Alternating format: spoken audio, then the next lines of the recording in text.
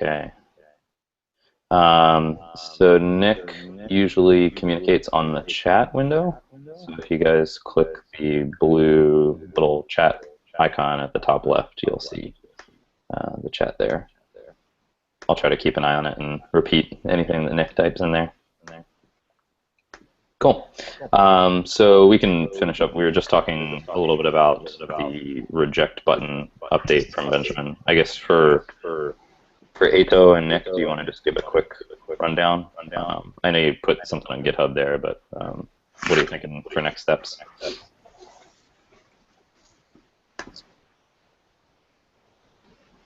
Benjamin.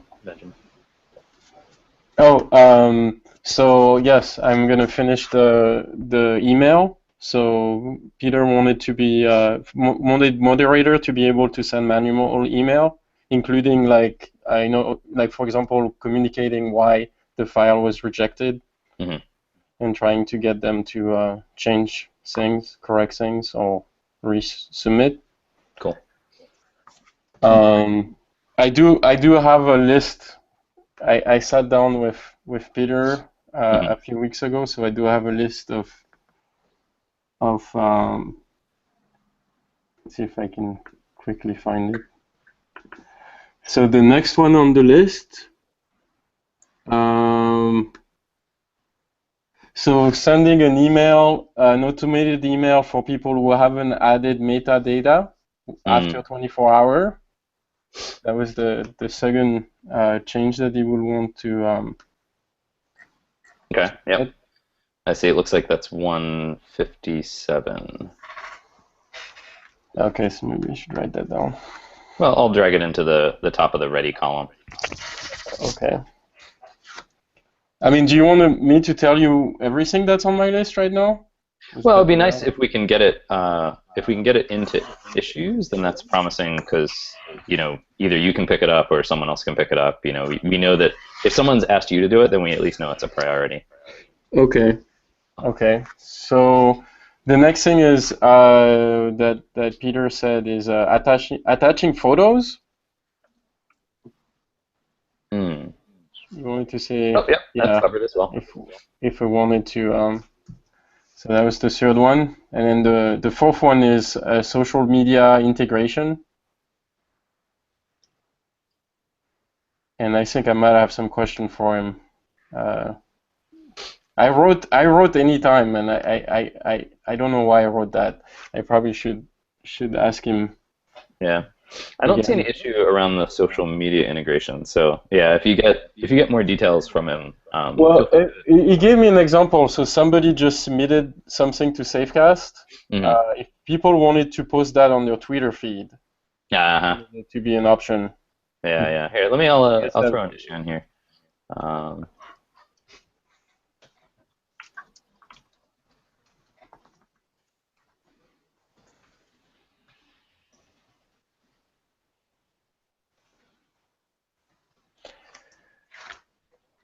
Put that in there as well. So it's basically like, hey, I just uploaded something to Safecast.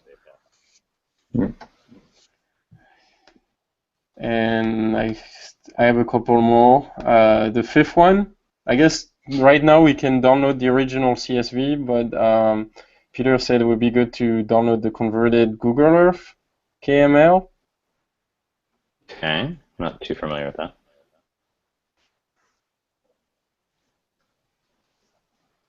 Actually, I will have to ask him about this again, because...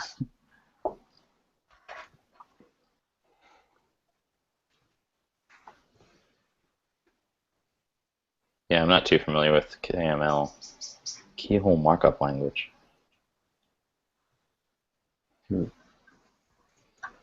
that like Nick? Are you familiar at all with this?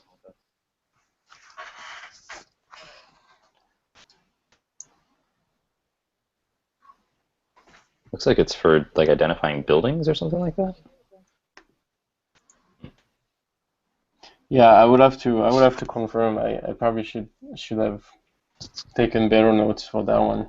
Okay. But I think there's already a tool to do conversion. Okay. And you wanted to look at it again? So it sounds like maybe the thought is trying to get like landmarks near the recording or something like that. That's at least my guess, just from this is the first time I'm seeing KML, but it looks like it's for annotating. Right. Oh, maybe not landmarks though. There's paths here too. Hmm. I don't Yeah, I have to check because that one yeah, it made sense when I wrote it down, but no, it doesn't make sense. know. Sure.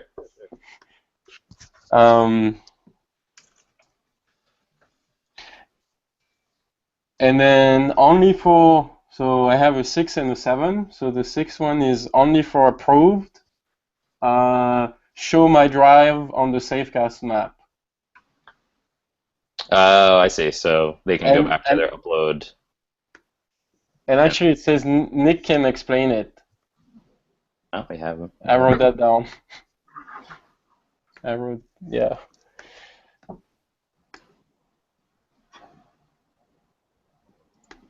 So yeah, see my Nothing's drive. jumping out at me on the board for that. Nick says KML is a Google Earth thing. It can describe point, vector, raster features. It should be easy, just a URL with an ID and a query string. Interesting. Okay. I guess my question is what Peter wants to do with that, but hopefully you can circle back around with him. So then, the last thing you said was so after a drive has been approved, giving people the option to check out their data on the live map. Is that about right? yes, show my drive on the Safecast map. That's exactly what I wrote. And it says ask that Nick can explain it. Yeah. Yeah. Nick, I don't know, have you had any conversations with Peter around like linking between the upload and back to the live map at all? Give him a couple seconds to type. No, I haven't. Okay, so it might just be because Nick knows everything about the live map compared to like anyone else on the team. So when it comes to indexing the live map, he's probably the person to talk to. I get the impression it might come down to just coming up with, bounds. Oh yeah, that's a good point because you can just use the direct tile map viewer as well. You can just pass the log ID. The thing is, we were talking about actually just swapping out the Google Maps with bounds are automatically done. It's smart. Nancy. We were talking about swapping out the Google Maps with this like log ID viewer. I know we've mentioned it a couple of times. I don't know if that's what they're going to be looking for, or if what they'd like to see is not just my drive, but like my drive with everything else. It might be interesting to see what he's thinking there. But if nothing else, I know we have an open ticket, and I would love to see it as well to get the Google Maps representation out of there and replace it with the link that Nick just put into the chat. The question mark log IDs, and then you give it an ID. And you mean on the detail page? Yeah. Because we have a lot of trouble with that Google Map. Like sometimes it renders, sometimes it doesn't. I think it might be more worthwhile to replace it with. I don't know for sure if this map that Nick did embeds well or not, but either way, I think it might be better to try to find a way to get that into the details page instead of just the Google Map. Because like I said, we have a lot of trouble with the Google Map. Sometimes it works, sometimes it doesn't.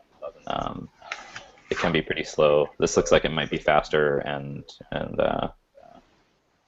cleaner. Wow, is 1, 2, 3, 4, 5 just one drive with like everything in there? That's nuts. That's it. Right. Oh, I see. No, there's other points in there as well. Okay, cool. So this might be a good way to cover that as far as show my drive is just a link to this, and that way they'll get on the details page. They'll get a pretty detailed view of their own drive. And if we can embed that, just get rid of the Google Map entirely, and that way, like what they see is their drive, the way it will appear on the live map as well. Okay. Yeah, and I can dig that ticket out. I know that one's been around there. It's replace legacy API map visualization. Okay, so maybe those two issues would be combined then. Is that Yeah, I think when he says like show my data, I get the feeling that if we swapped out the current Google map with this map, that might answer the ask. Um, okay? because it does that visualization will give you your drive on a map that's basically the same as the main tile map, and it looks like it also shows other data points around your data points too. So um, that might be good enough to cover what he's looking for. Right, And it also addresses the flaky Google map that we've had. Like especially on staging, we've had a lot of trouble with it. right. Well, I'm definitely going to see Peter today, so I'll ask him Cool. about Yeah, see if he's something. interested in if that works for him, then let's do that. And then the last two I have, 7 and 8, that has to do with email again. Apparently the current approval email is they're just one off, and Peter said it would be better to change it to a daily batch with all the details. Right now it Yeah, doesn't have much details. yeah. There was Joe also mentioned that I think we have a ticket around that as well. Yeah, digest approval notification emails. It's just a little ways down on the ready stack.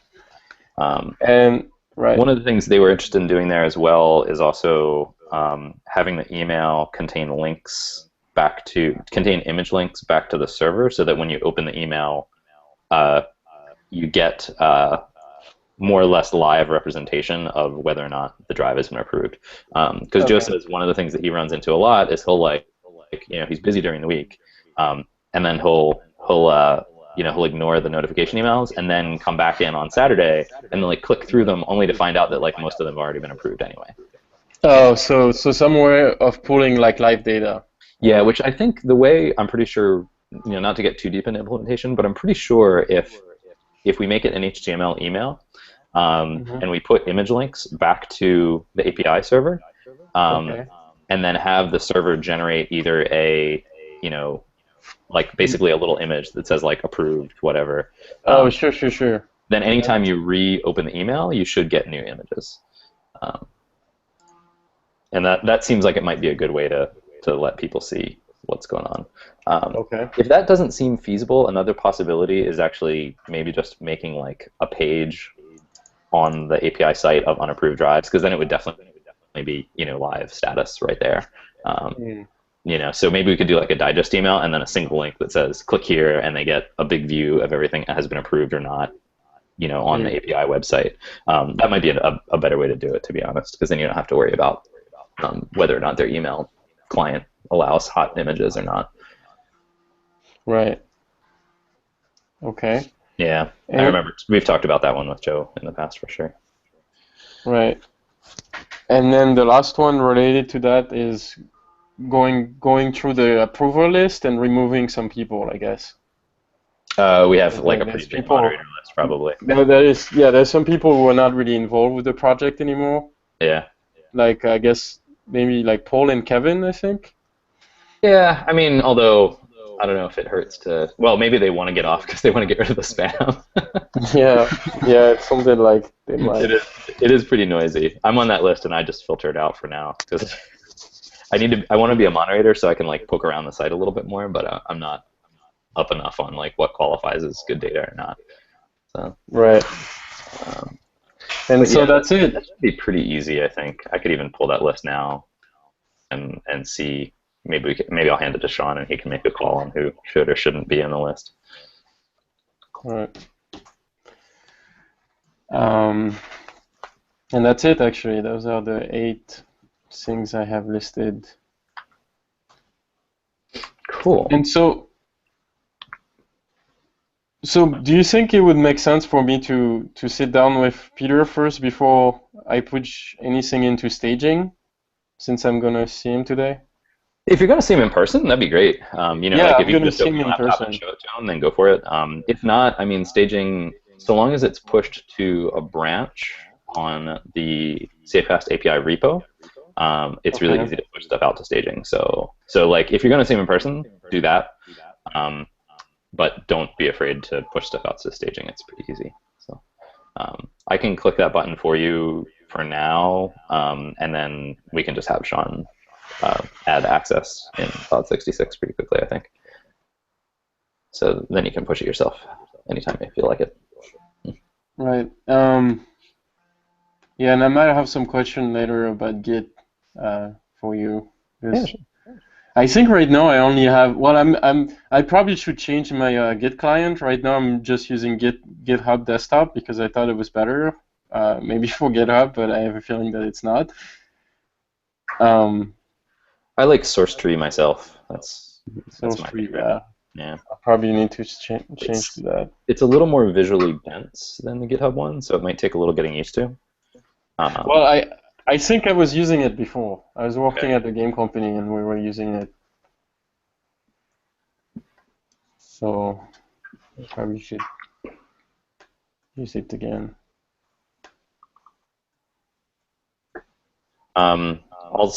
I'm sending a note to Sean right now with a list of the moderators just to see if there's anyone he wants to get off of there.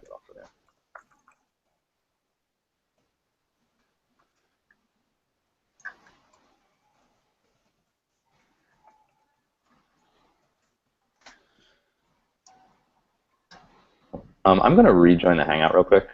When I clicked on Nick's link, it kind of took over my Hangout, and I can't figure out a way to get back. Give me a second. All right.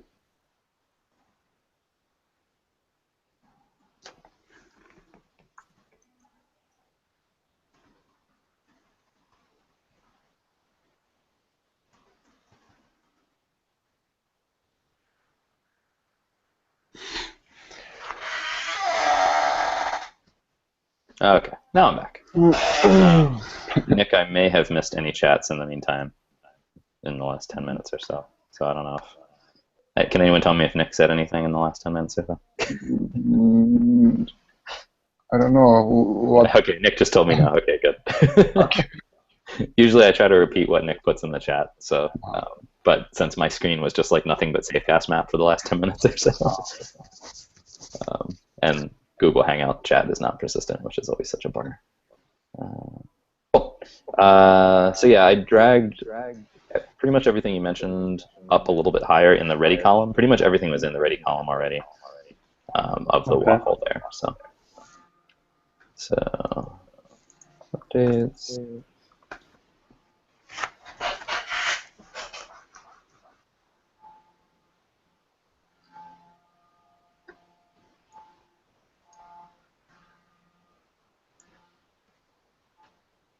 My update as far as the last month is mainly AWS stuff. So our AWS account is not valid. Exactly why is something that AWS hasn't told me directly, but I saw that we had a support ticket that mentioned that our AWS account had been compromised, so I'm guessing it has something to do with that. So the recommendation from AWS is actually just to start a new account and then transfer things over. So I'm going to start working on that. I think, you know, as far as like S3 is concerned and all that stuff, like from talking to the rep, it seems like that's safe where it is for now. But I think eventually we're going to want to get the buckets moved over as well to the new account. But I'll let you know. I guess, Nick, that's probably going to be your ballpark mostly, since it's mostly like tilemap S3 buckets and things like that. I'll check to see how quickly, if we like delete a bucket in one account, how quickly we can like re-register it in the other account. But we might also need to swap around some URLs and things like that. So I'll keep you posted as I find out more. I'm going to focus mainly on the API itself first, and then worry about bucket migration to the new account later. Or maybe I wonder if there's a possibility of once we get the new account set up, maybe we could even link the old account billing-wise to the new account or something like that. Yes, it definitely will. It's not going to be pretty. Well, so what I'm hoping is we can get stuff mostly moved over to the new buckets first, but I don't know. We'll see. If you really think there's no way to do it without like a week of downtime, I'll go back to AWS and see if there's really no option as far as getting the account valid again. The S3 seems to still be working. I just can't launch instances in the new account, or in the old account rather. So I'll go back and ask just to see if there's any way you can preserve the buckets, like either by doing like a billing linked setup or something like that. Because yeah, not having to migrate those buckets would be nice. But yeah, I know it's a lot of data for sure. I guess what I was thinking is if we don't have any better option, maybe we could do a full sync. Yeah, at least absolutely. Yeah. So I'll go back and see just to see if maybe like can we do billing linked or something like that to hang on to it, so we don't have to do a full bucket migration. But at least as far as EC2 is concerned, it sounds like the simplest thing will just be to start a new account and look at spinning up all the new API assets there. So kind of a pain, but I guess that's what happens when your API keys get leaked. So cool. That's pretty much my update. Nick or Eito, did you want to talk about anything? Sure. I have nothing actually. So No problem. I want to work on like tickets number. Where is it? Something like gem updates or something like that.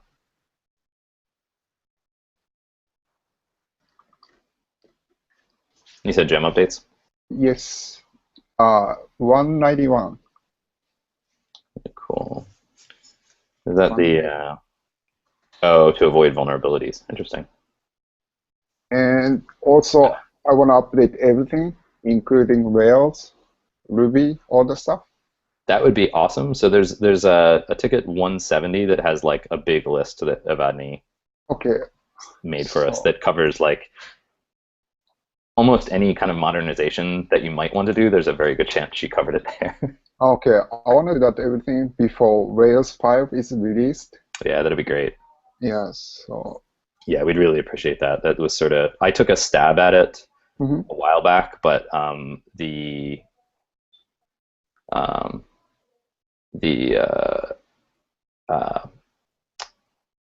PostGIS stuff made it a little bit complicated. So send me a note if you run into trouble there. Since we're basically using the PostGIS adapter to get at some of the geo stuff in Postgres. That was where I ran into trouble, and I was just like, all right, I need to shelve this for now and worry about other stuff. But yeah, that would be fantastic to get Rails upgraded. So then I will also work on like 170. Sure. I'll assign that to you for now. Don't feel like you have to complete everything in there. It's a very, very big ticket. Okay. And Rails admin 2, that includes, like, I think 213 is bump Rails admin. But you're not added as a collaborator on the repo, are you? No. Okay, let me fix that. No, yeah, okay. Just annoying when you're not a collaborator. I can't like easily assign tickets to you. I probably can't assign tickets to you at all.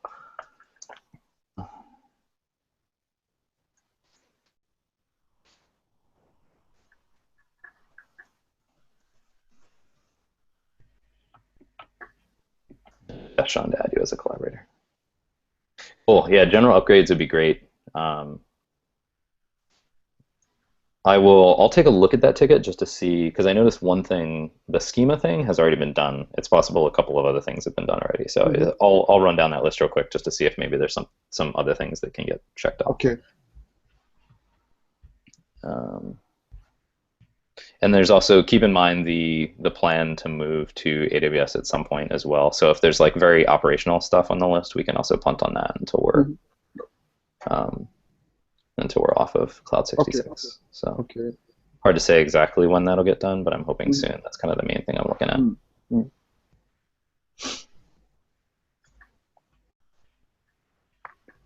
Cool, that'd be great. Let me know if you have any questions, throw them in the channel. I'd be happy to help out as well. Thank you. I think that would help in recruiting people as well, since we're a little outdated on things. Oh, right. We don't have the new hotness everywhere. Looks like Nick is excited too. Thank you. Cool. Anything else? Nope, that's it. Cool, thanks.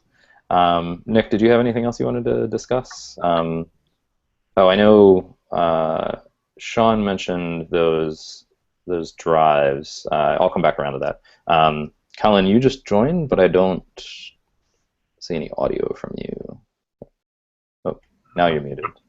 Okay, there you are. I guess you just had really good noise canceling going on. I was just listening passively. Cool. Did you have anything you wanted to discuss? I was going to bring up Sean's mention right now, but anything other than that? Actually, I've been fiddling with something in my paid work recently, again dealing with logs, etc. So I was wondering, maybe I'll have some time actually sifting through logs from all the infrastructure that we have. But it will be kind of a long process to get everything onboarded and more or less probably collected to a single place. I don't know if we have a server that is okay for that. I can just start an instance somewhere and just. And you're collecting like access logs and stuff like that, or what? Anything, yeah, access logs, system logs. Basically, Okay. I am just I'm building a huge log monitoring system for a client. Mm-hmm. So I have probably 2 months to do that. Okay. And I can use our data as well for tests, and hopefully we'll end up with some kind of better monitoring that we have now. Okay. One thing, once we get onto AWS, what I'm planning to do was put a lot of that stuff into CloudWatch logs as well. That'll give us something as far as a common log location is concerned. But let me know, whatever you have in mind. Feel free to open a ticket and put some notes in there, and we can, evaluate and see what makes sense. But yeah, I mean, having some sort of shared logging would be good. We don't have anything like that right now. It's just a bunch of individual machines. Yep. Yeah. So for that, basically, is there a timeline for moving to AWS, or it's? I'm hoping during this month. I finally got word from AWS that we basically, as far as instances are concerned, we need to abandon the current account. I think it seems like because it got compromised, they marked it as invalid, and it sounds like the easiest thing to do for spinning up new hardware is actually just to create a new account entirely. And then since we still have S3 data, I'll come back around to see what we can do about that. Since we have S3 data in the current account, I'll keep going with support to try to figure out what we can do there. But for the meantime, to at least get things moving, I'm going to set up a new AWS account, and we'll attach the credit card to that, so we can start spinning up some hardware and hopefully spin down the current DigitalOcean stuff. It's kind of a bummer. I was hoping there was like some flag that they could just set, but I spent most of the month going back and forth with them. Yeah. Finally, they were just like, "You should make a new account." I'm like, "Fine, I'll make a new account." I'm working with a client on a very similar issue. Basically, they had lots of the instances compromised and etc. etc. So I'm also working with AWS on that. Did the whole account get marked as invalid? Well, they're quite a big company, so kind of yes, but Okay. Basically they'll be making new accounts and we're dealing with security and etc. etc. Yeah. So we'll see. Yeah. So. But in the meantime, I'm going to start the new account probably today, so that we can at least get started. But figuring out what to do about those buckets is going to be interesting. Probably the worst thing to do, but I have a full backup. I mean, S3 sync backup of the whole S3 bucket on my local machine. Yeah. Basically, it syncs once every few days. Yep. So, yeah. So I'm sure we can do something like that. If it really comes down to it, we could just take everything offline for however long it takes to get everything moved over to new buckets. But I'd like to avoid that if possible. Yeah. Yeah. Or like Nick mentioned, at least try to get a credit for the bandwidth costs. Yeah. It's not a small one. No, especially not for every single bucket. Cool. So yeah, the last thing I wanted to mention before we closed up was just because Sean mentioned in the channel, there's like 600 some odd logs that haven't been approved yet. Um, I think what I think I'd like to do is, since Benjamin's working on a reject button, I think it might be good to, we can do some preliminary work, but we probably don't want to try to go over all of them until we have the reject bucket in place, because that'll offer us the opportunity to say, no, this is not going to work, and just reject it. Once the reject button is ready, though, what I might want to do is I wonder if it would make sense to actually split up the list and sort of divide and conquer, because I mean, some of it might be programmatic, but some of it's probably not going to be, right? We don't have any good, like Nick posted one log that, like, when you look at it, it's obviously corrupted, but I don't think we have any code that we could easily throw at it and identify whether or not logs are corrupted. So I think there might be a case of, I think Sean said it's about 600. Maybe we can just give 6 people 100 each and say, go for it. Hopefully we can prune down the 600 a little bit, just, using simple heuristics. But, we don't have anything that would really identify, obviously corrupt data. I think the human eye is probably the thing that's going to do that for us. Cool. So, yep, I think that's pretty much it. I'll relay that info to Sean as well. That I think we should probably, we can gather data, but we probably shouldn't take a whole lot of action until we have that reject button ready. Because I get the feeling probably a lot of it will just be, this is just garbage, reject, and hopefully we can get rid of the 600 unapproved that way. Just a quick note here. Basically, I've been working on, let's say, data cleansing job for our data. That's why I'm syncing the S3 bucket. Mm-hmm. And I published a few of the stats in the Slack channel. Mm-hmm. But there's still a lot of work to do. So my approach is get everything that's on S3, sift it through various, mostly Perl scripts to make sure that we have valid or invalid data. But I haven't looked into, how should I say? Basically, I've identified files which are bad and files which are very bad, but that's all. Okay. So for those 600 drives, I guess I probably caught them all, but I don't know how to check that.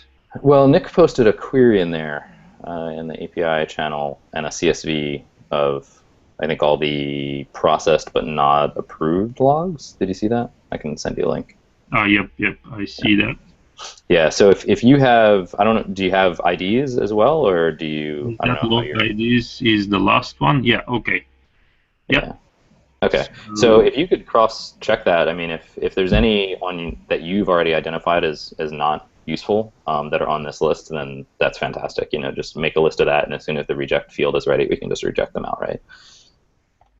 Okay, I can do that. Probably I'll actually do the other way around. If I think that something is good, is on the list, somebody can look at it and approve it manually, and the rest we'll do something about later. Cool. Yeah, for now, just feel free to open like a GitHub issue and start putting links or IDs in there or something like that. I think we'll probably want to do most of the work once we have the option to also just reject data, which right now we don't. So, but we will soon. Thanks to Benjamin. Okay. Cool. Alrighty. I think we're good. Any parting thoughts? Everyone good? Alrighty. I'll see you on the channel. Thanks, everyone. Thanks. Thank you.